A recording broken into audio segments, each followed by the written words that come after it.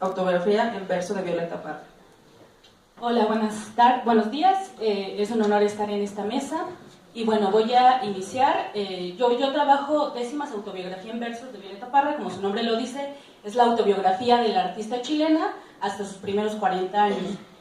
¿Por qué lo trabajo? Bueno, considerada como cantautora, el trabajo poético de Violeta Parra no ha sido realmente tema de la literatura, por decirlo, canónica de Hispanoamérica. Y porque se le considera como una artista netamente popular, se asume que es una artista netamente popular. Entonces lo que yo quiero demostrar en esta pequeña exposición es que en realidad en el texto de Violeta Parra existe como tal una construcción retórica, literaria, que permitiría tomarla como poesía en realidad. Y bueno, entonces les voy a explicar primero lo que es las décimas. Bueno, la décima es una expresión que remite a dos formas. La primera es, ¿puedes poner el siguiente, por favor? La primera es una estrofa de 10 versos octosílabos que tienen rima A, B, B, A, C, C, D, D, C.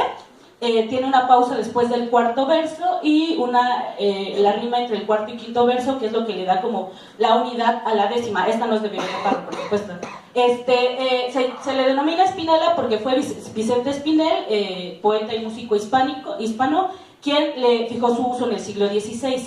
La segunda forma es la adaptación americana de la décima, que consiste en una cuarteta de versos octosílabos también, y vienen después 4 estrofas o décimas que glosan a esta. Entonces, como vemos, tenemos la cuarteta y al final de cada décima cerramos con un verso de la cuarteta inicial, ¿no? Y en el caso de Chile tenemos una quinta estrofa que es de despedida o cogollo.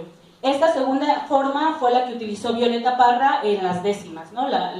Esta segunda forma. Bueno, entonces, décimas, autobiografía en versos, se gestó como un proyecto de publicación impreso cuya finalidad era entrar en los aparatos culturales hegemónicos de la época.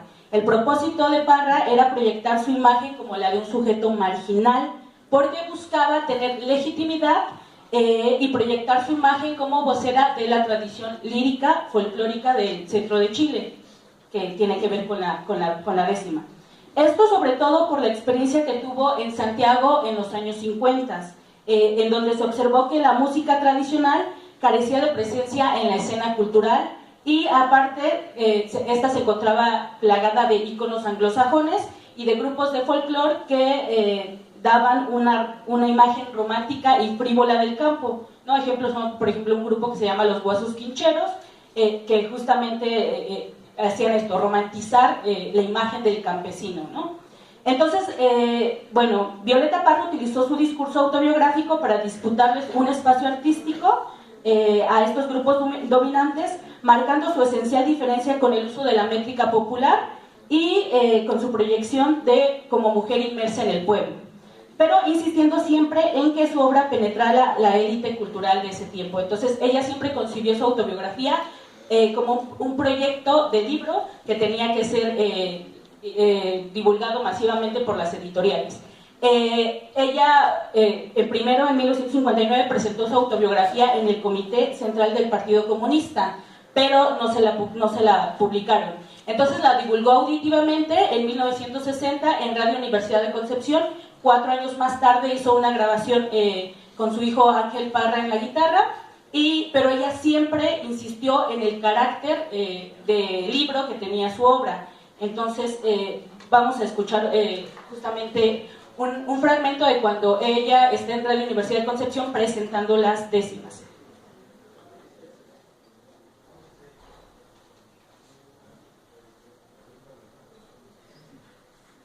Voy a decir primero el comienzo de mi libro, una décima. Ok, entonces ahí claramente es el comienzo de mi libro, ¿no? Y bueno, son tres los elementos que Parra utilizó para afiliarse a la tradición popular. El primero es el lugar de enunciación, que justamente es el círculo de payadores. Ella inicia su autobiografía y demostrándose que ella está en un círculo de payadores.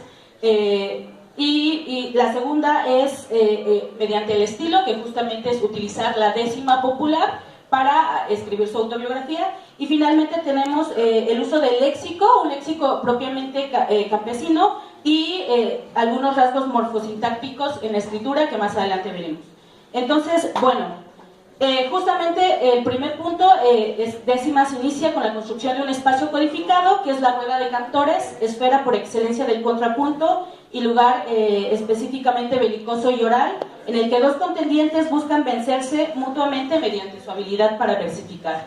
Entonces, la forma de entrar en el canto, del canto a porfía, puede ser de dos formas. Una es que el poeta o el trovador, mediante la arrogancia, intente dejar en mal a su adversario.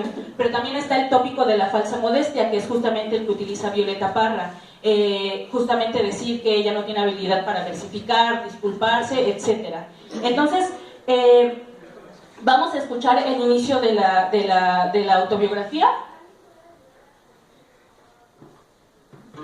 Para cantar de un improviso se requiere buen talento, memoria y entendimiento, fuerza de gallo castizo. Cual vendaval de granizo han de florear los vocablos para asombrar hasta el diablo con estas bellas razones, como en las conversaciones entre San Pedro y San Pablo. También, señores oyentes, se necesita instrumento, muchísimos elementos y compañero elocuente.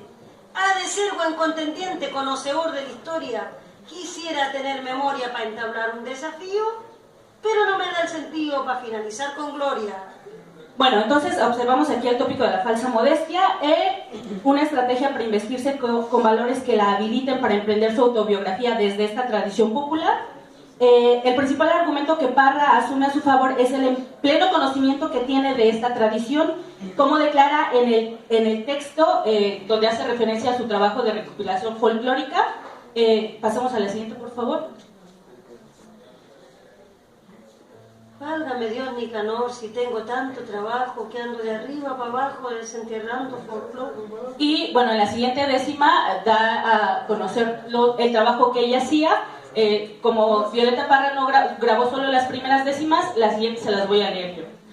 Dice: toco vihuela, improviso, compongo mis melodías, las noches las hago días, pensando si lo preciso. Buscando el oro macizo, salgo volando al camino, y el versear a lo divino es oro de gran quilate. Aquí nos está dando a entender, obviamente, todo esto que la habilita para fungir como vocera de esta tradición. Parra hace uso del tópico de la falsa modestia al advertirle a su auditorio su escasa habilidad para versificar, lo que sitúa la obra en el lindero del oral, en donde el público actúa como juez, pues al dirigirse hacia una persona específica, la oralidad está condicionada por la respuesta del otro, lo que denota su estructura apelativa y a su vez potencia la creación de grupos estrechamente unidos. La segunda, otra de las estrategias que Parra utiliza es investirse con el término de poeta, con U, no con O. Ese término obviamente se lo pone su hermano Nicanor, pero ella lo asume. Entonces pasamos a la siguiente, por favor. Muda, triste y pensativa, ayer me dejó mi hermano cuando me habló de un fulano famoso en la poesía. Fue grande sorpresa mía cuando me dijo: Violeta, ya que conocís la treta de la versa popular, principíame a relatar tus penurias a los poetas. Este término, explica un estudioso, Desiderio Lizana, se aplica a aquellos individuos sin ilustración alguna que ni siquiera han sabido leer ni escribir, pero que han tenido oído poético privilegiado y numen natural y sin cultivo, aquellos que al compás del guitarrón entonaban cadenciosas décimas.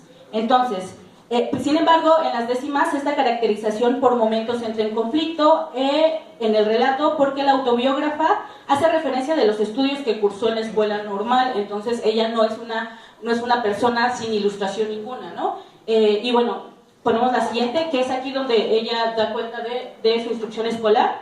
Dice: del silabario yo aspiro al primer humanidad, demuestro prosperidad en el examen al tiro. Mi hermano en preparativo pasó mes y medio justo, pero le dio tanto gusto el día del resultado, no lo he desilusionado, saqué los mejores puntos. Entonces, a lo largo de la obra de Parra insiste en colocarse al mismo nivel de aquellos sujetos analfabetas que ni siquiera han alcanzado el estatuto de poetas. a pesar de declarar su instrucción escolar, y se coloca en un espacio de tensión entre estas dos esferas, que sería el círculo de payadores en el mundo rural y la urbe ilustrada. Y bueno, seguimos con lo siguiente. El contexto urbano dotará a la poeta de la conciencia del valer de la cultura folclórica, lo que en estricta medida la aleja del pensamiento rural tradicional y la coloca en un estadio moderno de reflexión, que se evidencia en el momento en que recrea deliberadamente los espacios, el lenguaje y las formas de emisión de lo folclórico en un intento de rescate. El segundo punto, es importante señalar que la autobiografía de Parra, al entrar en el terreno de lo literario, compromete una elección en el estilo, por medio del que se sustentará obviamente el relato, ya que el formato estilístico mostrará la voluntad literaria de la escritora por inscribirse a ciertos patrones estéticos y distanciarse de otros. En este caso, pues obviamente ella se filia a la tradición de las décimas populares, mediante lo que da a entender que se maneja con otros códigos diferentes de la norma urbana. Y bueno, tenemos finalmente el uso del léxico y los rasgos morfofonológicos. Muchas investigaciones sobre la obra de Parra dejan de lado el carácter literario de décimas porque asumen que el habla popular representada en estas es inherente a la poeta como persona desarrollada en el campo, y no piensan que sea una construcción propiamente literaria que la alejaría del mundo del payador para colocarla en un estatuto de poeta moderna. Entonces, bajo esta línea de pensamiento, en algunos estudios se asume que Parra utiliza un lenguaje natural y espontáneo en las décimas, pese a que el resto de su obra escrita, me refiero a epístolas, me refiero a algunos textos que sí concibió como poemas, demuestren demuestra que posee características para colocarse al nivel del arte moderno, como lo ejemplifica una carta que escribió a Gilbert Fabre, en donde, bueno, voy a leer el pedazo de fragmento de la carta y después el de las décimas para que ustedes noten la diferencia que hay entre uno y otro estilo. La carta dice: estoy sufriendo por irme, pero así resistiré hasta que este país se ablande y sepa y sienta que yo ando por aquí. Yo soy un pajarito que puedo subirme en el hombro de cada ser humano y cantarle y trinarle con las alitas abiertas cerca, muy cerca de su alma. Mientras que en las décimas exclama: les disparé a quemarropa de mi guitarra el rajeo, con mi máscaro deseo de encajárselo a los gringos, una noche de domingo preciosa como un lucero. Entonces, si bien los rasgos de personalidad de la poeta se mantienen en ambos textos, es decir, la voluntad y la persistencia por dar a conocer su obra, es importante destacar que la epístola y la décima difieren en el uso del vocabulario.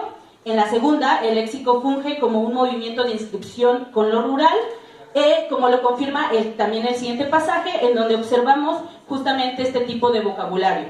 Dice: aprendo a bailar la cueca, dejo meñaque a bolillo, descuero rana a cuchillo, ya le doy vuelta a la rueca. Con una gallina clueca saco mi linda parvá, y en la callana caldía, dorado dejo el triguito, y amarillo el motecito, naide me gana a pelar. Entonces, las características morfofonológicas también se convierten en parte del estilo parriano, pues demuestran la gran preocupación por elegir palabras que expresen oralidad y que, nuevamente, revelan a la escritora instruida, conocedora de las reglas ortográficas, tras la hablante analfabeta que se representa en el texto. Entonces, el efecto estético que se produce es que la palabra escrita está al servicio de la expresión oral, o dicho de otra forma, que los recursos de la cultura ilustrada están al servicio de las formas populares. Y bueno, esta transposición correcta de la palabra oral al ámbito escrito se descubre principalmente en las siguientes características fonológicas, las que tienen ahí: la caída de la D intervocálica, perdimos ya la partida, el cambio de I por E, ya niño a los instrumentos, la supresión de la última letra en palabras con asociación fonética, me miran de arriba abajo, la formación de diptongos, desentierrando folclore, y la supresión de la última sílaba, muy despiadada. Y en los siguientes rasgos morfológicos: ultracultismos, armonía, diminutivos, menioto y tita la gente, y aumentativos, se enrosca el sinvergüenzazo. Entonces, estas características se vuelven relevantes, pues la reproducción morfofonética tiene un efecto particular para la recepción del texto, pues antes de la propia lectura salta a la vista esta transcripción que coloca el texto inmediatamente fuera de las normas cotidianas de la escritura y por lo tanto de la recepción habitual. Finalmente puede notarse que la obra de Violeta Parra, específicamente Décimas, autobiografía en versos, tiene cabida dentro de los estudios literarios porque la poeta, mediante estrategias discursivas, pretende una finalidad estética, filiarse a una tradición popular con una conciencia reflexiva de artista moderna, lo que la inscribe dentro de la producción literaria chilena de la segunda mitad del siglo XX, aunque los estudios en torno a su obra aún estén lejos de ser copiosos. Gracias.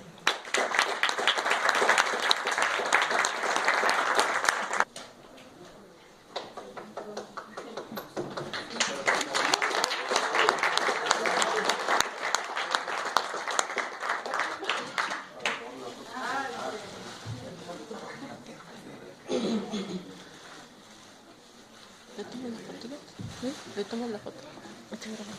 Ya, ¿no? Sí.